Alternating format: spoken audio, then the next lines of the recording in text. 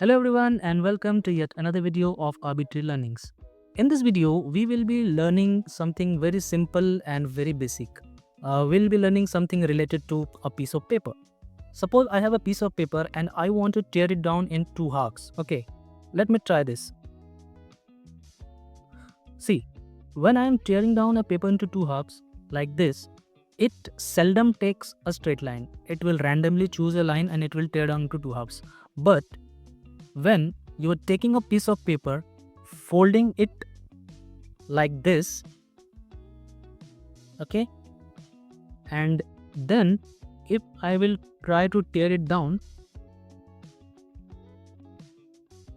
see, it tears up pretty nicely.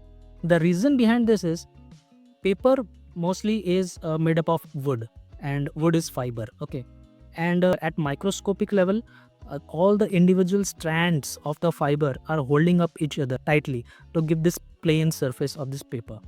Now when you are folding this paper like this, all the fibers present on this line of fold, okay, they get weak because you have kind of, maybe you have at microscopic level you have broken them in two halves, so they become weak, and because they become weak, it creates a path of least resistance. Now in physics there is a phenomena, everything which moves prefers the path of least resistance, be it water or electricity. Even if a human also, if I will ask you to go from point A to point B, you will choose a path which will have least traffic, which means you are choosing a path of least resistance. So here when I have folded this particular line is the path of least resistance, and when you are attempting to tear it down, it will come along and it will follow the path of least resistance only.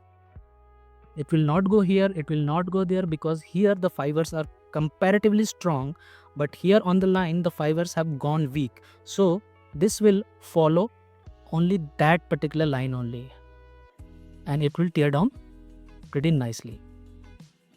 I hope you have got this basic fundamental concept of why it's pretty much easier to tear down a paper into two halves by folding it in the middle. Thank you for watching Arbitrary Learnings. See you on the next video of Arbitrary Learnings.